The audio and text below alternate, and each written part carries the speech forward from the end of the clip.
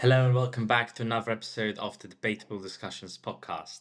Today's a very special episode for us because we have Joshua Reynolds with us. Joshua, thank you for coming. Oh, thank you for having me. So yes, and I'm sure our listeners do know who you are, but if they don't, Joshua Reynolds is the current Member of Parliament for Maidenhead, and has been that since the July 2024 election, where he actually won the seat from the former Prime Minister Theresa May. So it's great to be able to have you on the podcast today, Joshua. No, fantastic. It should be a really good conversation, so looking forward to it. My first question for you is, can you explain for our listeners just a bit of how you got into politics? What was your journey like? Any highlights? Yeah, so I first was interested in politics from school. So a group of politicians came into my secondary school in Maidenhead to talk to us about politics. And they spoke to us about things that young people weren't really interested in or bothered about. They spoke to us about potholes, they spoke to us about dog poo. And we tried to ask them questions, and they didn't really seem bothered about the questions that we asked. They weren't really interested. And I said to my friends at the time that I thought I and we could do a better job than that. And that, you know what, if they're not going to represent us, we need somebody who wants to represent us instead. And that was what really first got me interested in politics and involved in the world of politics. I joined my local Liberal Democrats. I started volunteering quite quickly, just delivering some leaflets on the roads where I lived and around where I lived. And that very quickly escalated then into standing for the council in Windsor Maidenhead. Stood for council first time in 2019 at 20 years old. Very very lucky to be onto the council then in 2019. Stood then in the general election in Maidenhead in that December of 2019 and came second. Then we took control of the council in Windsor and Maidenhead in May 2023, and I became the cabinet member for Communities and Leisure within Windsor and Maidenhead, and then was honoured to be able to be elected as the member of Parliament in July of last year. So quite a quick journey into politics, but it feels like it's been a long time. And a key sort of, perhaps something which the way we sort of found out about you is that you're also the youngest Liberal Democrat MP. Have you faced any challenges being a younger MP? I mean, typically, I think when we think of MPs, Dejan, we think of someone who's a lot older, frankly. Has there Yeah. been any challenges being a younger MP? I think, to be honest, in Parliament, in the House of Commons, you don't really see the difference for you being a young MP or an older MP. I think I'm quite lucky that there are a large number of new members of Parliament. There's over 300 of us as newbies, and so we are all newbies together. And for me, that's been really important. So in Parliament, no, there isn't really that distinction between young and old. It is more based on how long you've been in that building, what your tenure is like as a member of Parliament. In the constituency, we've been through various challenges. There are always going to be people who don't think that I'm old enough to be an MP. There are always people that don't think I have the experience to be the member of Parliament. But my response back is always that I need to represent the entire of the population of Maidenhead, and that's what my job is as the MP. Whether I've been through that experience that people want to talk about or are unhappy about, whether I have or haven't, actually I can still represent them based on that because I can listen to their views, I can take on board what they've said, and then I can try and drive through policy change based on that. So for me, I think there have been a few people that have questioned my age, but on the whole, it's been a really positive experience. And young people, especially, I think, are really enthusiastic to see a younger MP. There are now 10 under 30s in Parliament. I would argue that's definitely not enough under 30s in Parliament, but is so much better than we've been before. And it's fantastic.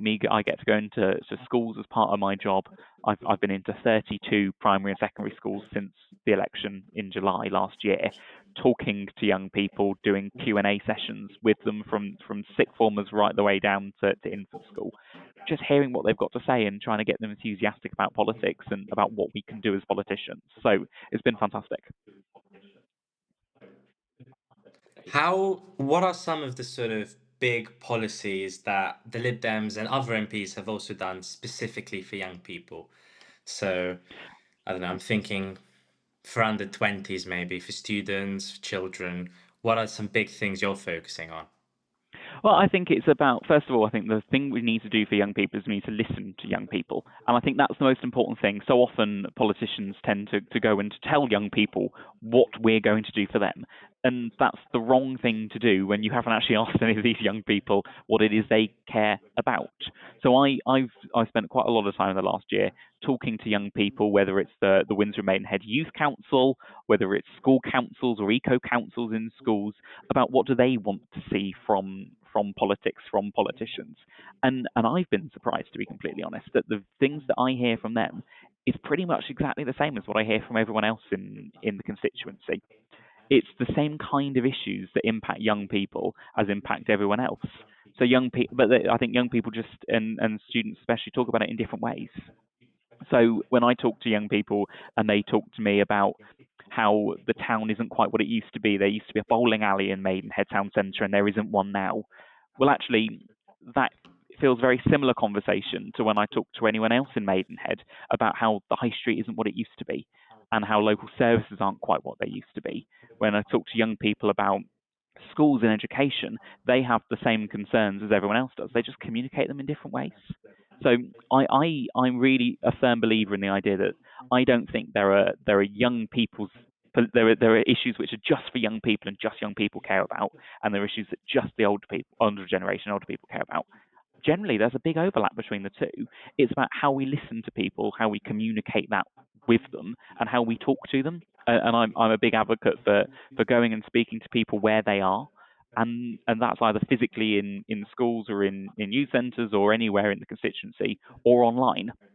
And TikTok is something that I've been starting to use a lot more now. I've just launched a new series on social media called Josh on the Spots, where actually anyone can pop a question in to me, and you know what, we'll record a video and answer it. Because generally, what we found is that the younger generation, they don't want to send an email to their MP. They don't want to pop into my constituency office or phone my team. They'll put a message on Facebook or Twitter or TikTok or Instagram, and we can respond to them that way. And I think I that's think that's really, quite refreshing, yeah. to be honest. It's a very different attitude to what a lot of other people I expect have. But it's also very good news because every sort of electoral cycle, the same thing is brought up, which is okay, young people don't go out to vote, there's a very low voter turnout. Well, I'm sorry to say it, but I'm not surprised because there's very few people who actually listen and who Yeah, actually don't just start lecturing and say, yeah. okay, well, we're going to do this, this, this. It's a bit like, well, shouldn't this be a bit more conversational? Exactly. I think that's where politics has got to go to, especially with votes at 16 and 17 that the government are bringing in. I mean, young people now who are 14, 15 will be voting in the next general election, and even younger in some cases. So it's about Well, talking to young people and listening to them. And I say quite a lot, it's talking with, not talking at. And that for me is the way that you want to approach these conversations. You can't I don't think we can expect young people to come to us as politicians. We need to come to them as politicians, and I think that's one of the things that we've tried to do as a team, and myself as an MP, we've tried to do. You look at what Ed's done with the Liberal Democrats more generally. Some of his stunts that he's been doing, falling off paddle boards, bungee jumping, actually it attracts a much younger audience. And yes, some of those stunts you can say are a bit silly, but it's what attracts people in, and then they listen and stay for the politics side of things.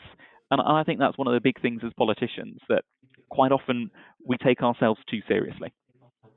We take ourselves too seriously as politicians, and politicians trying to be serious all the time and never be seen to be normal people having a bit of fun. And I think you've got to in politics, because we're not in that same political world that we were 10 years ago. You mentioned there Sir Ed Davies' sort of political stunts that I think sort of received quite a lot of engagement across social media. And actually, I remember in the July 2024 election, it was him and Farage really that were paving the way across social media and really perhaps attracting the young voters. I think the Liberal Democrats have got, I mean, I know they've got quite a large young audience. Thinking about this idea of reform and the Lib Dems both being similar, perhaps in that sort of idea of publicity, how have the Liberal Democrat Party been able to sort of fend off the rise of reform that has, been quite a large threat to perhaps more right-wing parties like the Conservatives? Well, I think when you take a step back, people have just been let down by Labour and by the Conservatives, and people are looking for an alternative. And that's why you see in local election results in May this year that it was the Liberal Democrats and Reform as the alternative parties that really stood up and people voted for. We now control as Liberal Democrats more town halls and county halls than the Conservatives do. And it's really that success story for us. But yeah, people have been let down by Labour and the Tories for too long. Nigel Farage and Reform, they don't offer real solutions to the big problems. Farage is more interested in stoking division and praising Donald Trump than he is solving the problems that we face in the UK. And yeah, it was the local elections that showed it was the Liberal Democrats were the antidote to reform. In these areas of the country, we staved off the rise of Farage and Reform by winning people's trust, by fixing the issues that people care about. I mean, Kemi Badenoch took a swipe at us recently, saying that all we do is fix church roofs.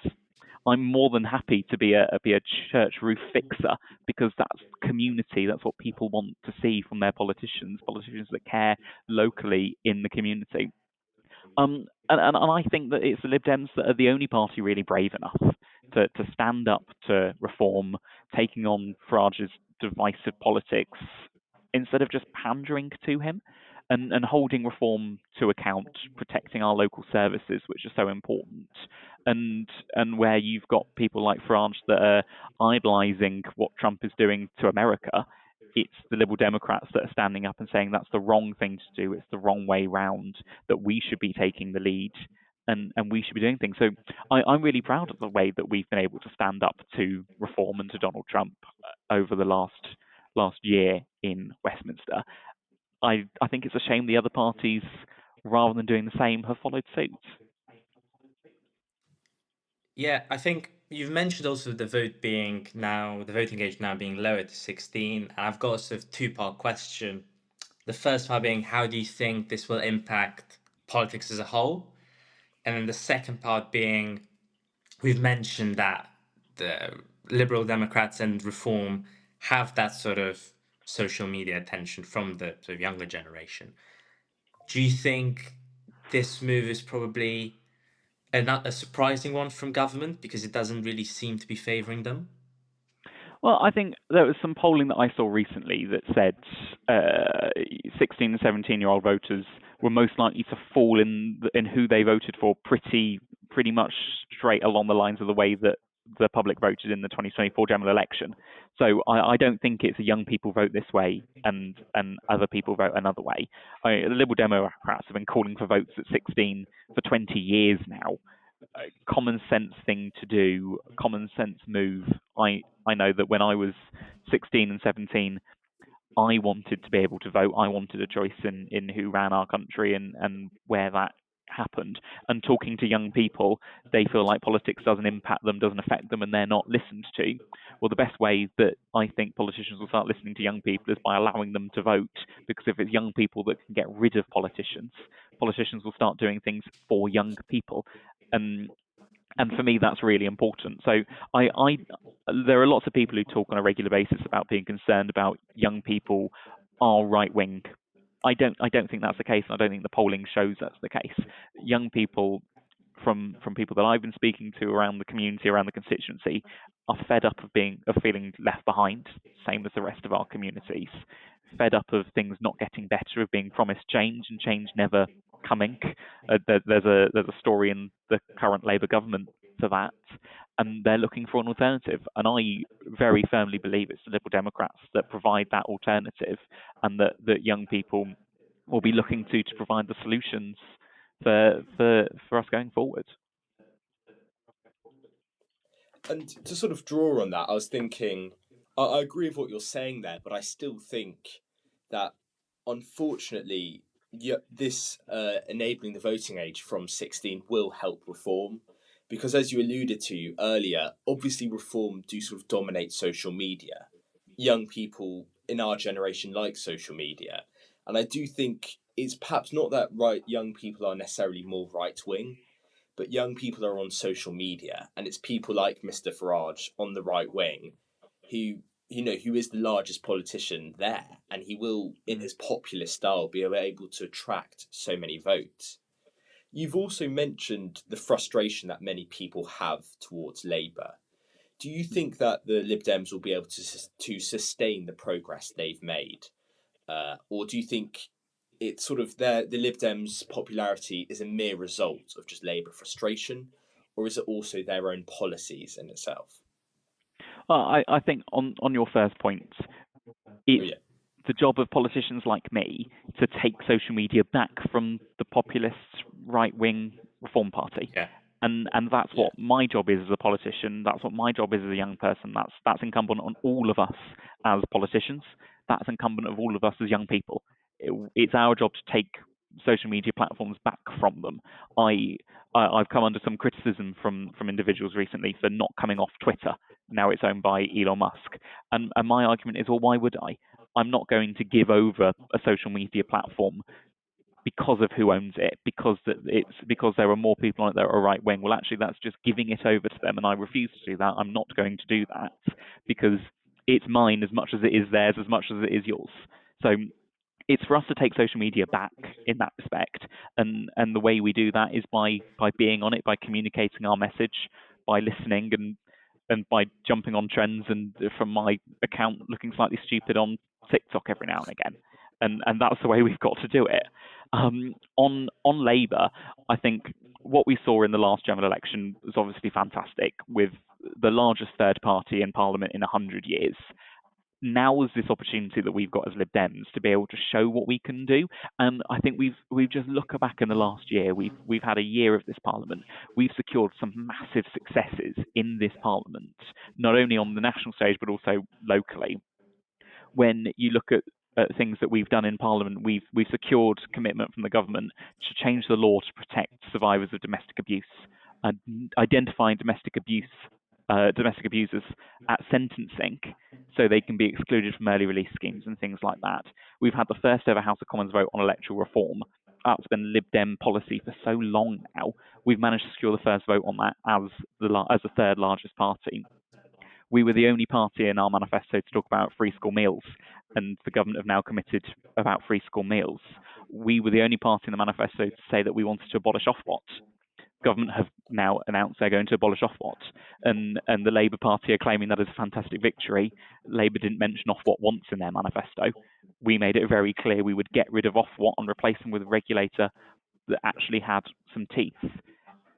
Carers allowance is a great example as well. Ed talks about the carers allowance all the time. Ed's a carer, and actually seeing the increase in earnings limit for carers allowance is going to help tens of thousands of unpaid carers as they juggle their work and their caring responsibility. So I think this is only the beginning for what we're able to achieve in Parliament as the 72 MPs plus Jenny, the guide dog, as we can. We're going to do so much more, and people are noticing that.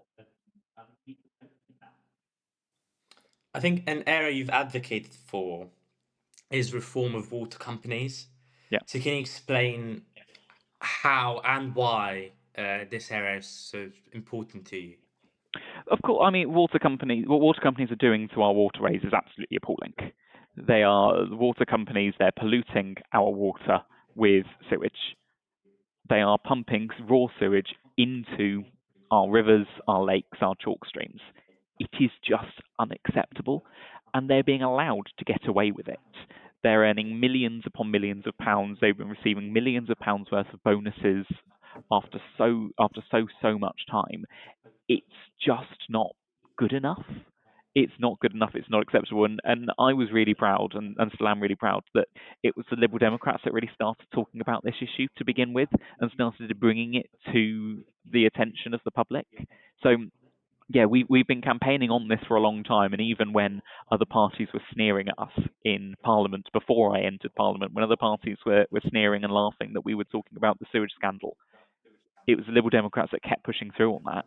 And now we're starting to see some changes, getting rid of Ofwat. Fantastic policy from the Lib Dem manifesto that I'm really proud the government are implementing. Question is, what do they now do?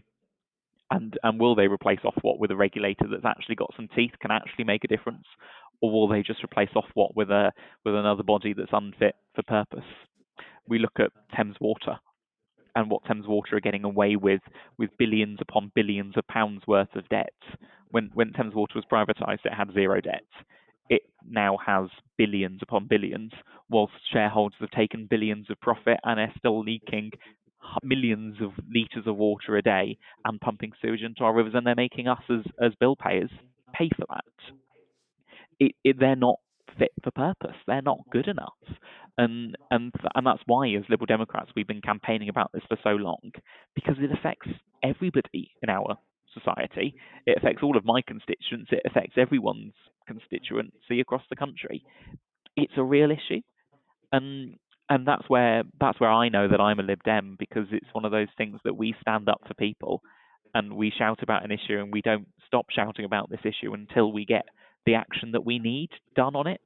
And we haven't yet seen all of that action taken. I think the government have still got a long way to go on it, but we'll keep going. And you can see in the Water Commissioner report that's been done recently, the government's announced that it's gonna cut water pollution by 2030. Well, the public are fed up of empty promises about 2030 or 2045 or whatever, and they never come. It's just exercises to kick the can down the road and to deal with it another day, and I just don't think it's good enough. Sort of following on from that, I'm wondering what the sort of Lib Dem stance is on net zero, purely because net zero is something that's received a lot of coverage recently, with Sir Keir initially pursuing a policy for it, but then I think it was Tony Blair who said it just wasn't economically feasible, as has people across the sort of political spectrum said. So what is the Lib Dem stance on net zero? Lib Dems have been really clear net zero is important for us. The best way that we can generate power going forward and to take away our reliance on fossil fuels is by tackling climate change, is by getting to net zero, is by energy efficiency, is by solar, is by wind turbines. That's the way we need to move forward. And it's supported, again, by the majority of the public, regardless of what you may read in newspapers. It is supported by the public, and it's supported by business. I sit on the Business and Trade Select Committee within Parliament, and one of the top issues that people come and talk, businesses come and talk to us about, really clearly, is business energy costs. It's one of the top issues for businesses, and energy costs generally are so high because our energy prices are linked to the price of gas. My energy, my home electricity, I'm with Octopus Energy. It's all produced via renewable power sources. That is cheaper than the price of gas. Yet, because of the way the legislation is designed, the price of the electricity that I get charged is tied to that price of gas. And there's nothing that utility companies can do about it if they wanted to. So the failure to invest in renewable energy and insulate our homes, it's led to the energy crisis. It's pushing up our bills for everybody, and it's squeezing personal finances. 100% that renewable energy is the future to keep to get energy cheap, homes healthy, incentives to get our homes to be those warm places that we can. And I think the Lib Dems have got a really good track record when it comes to the climate change. From our time in the coalition, where we were running the Department for Energy and the climate change, we pretty much quadrupled the amount of energy that was generated from renewable sources, and we made the UK a world leader when it came to offshore wind. Those kind of things are the history and the legacy that we want to really start shouting about, and things that we can do as a country. And the public support that. The public want to bring their energy bills down. The way we do that is by investing in clean, green, cheap energy. I think before we sort of come to an end shortly, there's a couple more questions, but one of them is, if you could sort of have 3 policies implemented like this, the Liberal Democrats, which one would they be? If you could just sort of snap your fingers and have 3 new policies implemented. Three things that we could implement as the Lib Dems that we would love. Well, obviously fixing our NHS and social care is got to be number one. We're the only party in Parliament that talk about social care and give it the prominence that it should have. We are in a social care crisis. It's got to be fixed. It's got to be sorted. So that has got to be the number one thing that we hear from people on a daily basis. We talk a lot about the environment and sewage scandal and our water companies, stopping our water companies from doing that. We've spoken about it already. It's so important for people. And the cost of living crisis. Cost of living crisis is absolutely massive. People are being affected day in, day out by it. People are still having to deal with Liz Truss's mini budget and the knock-on effects of that in their mortgages and in interest rates. So those three things are three things Liberal Democrats have been campaigning on for so long. But I say just choosing three policies that I could implement is incredibly challenging because there are obviously so many more that I would like to try and get sorted for the country. And amidst all the turmoil of UK politics that has, relentlessly sort of existed over the past few months and years, there's been a lot of sort of in the news and on social media about who are the third party in the UK. Is it Reform? Is it now the Tories, or is it the Lib Dems? Where do the Lib Dems stand on that? Do the Lib Dems see themselves as the third party, or perhaps now even the second party, with so much dissatisfaction towards the Labour and Tories? Well, I think let's look at where we are at the moment, and the Lib Dems are overtaking the Conservatives with the record-breaking wins that we've had, because Lib Dems are those local champions for people. They know that we listen to communities, we work hard to deliver for them, where we've received more seats than both the Conservatives and Labour Party for the first time ever in the local elections in May. The record of the 72 MPs that we have more councils than Conservative and more councils than Reform. We've got, I think we run 76 local councils at this point. Ed is the most popular party leader in the country, according to polling. Most trusted on the NHS, on social care, and unlike the other parties, the Lib Dems believe in Britain. We've got huge ambition for our country, and we really want to see our stronger, more prosperous, more liberal future that's fair, that's open, where we can balance things properly, and we don't balance the books on the backs of individual people. So I think the future is only going to be bright for the Lib Dems. Let's be completely honest. We are moving forward. We've had a fantastic win in the July 2024 general election. We've had a brilliant win in the May 2025 local elections, and we're looking forward to the Welsh and Scottish elections in 26 alongside local elections that will happen. Where you look at council by-elections recently, the only two parties that have been winning seats in council by-elections on the whole are the Liberal Democrats and Reform. And it's the Liberal Democrats that are offering that alternative, that are offering the alternative to the Conservatives, offering the alternative to Labour, where people don't want that right-wing populist move. They want to see the Liberal Democrats stand up for their community and their society, and that's what we've done for a long time, and we'll continue to keep doing. Thank you, Joshua, very much. It's been a fantastic episode. I think we've learned a lot, and certainly our viewers have also learned a lot of things. So thank you for coming. No worries. Good to see you. Thank you. I know. Thank you very much. No worries. It's been really, really good. Really good speaking to you both. I'll try and thank you. It was. Yeah. I mean.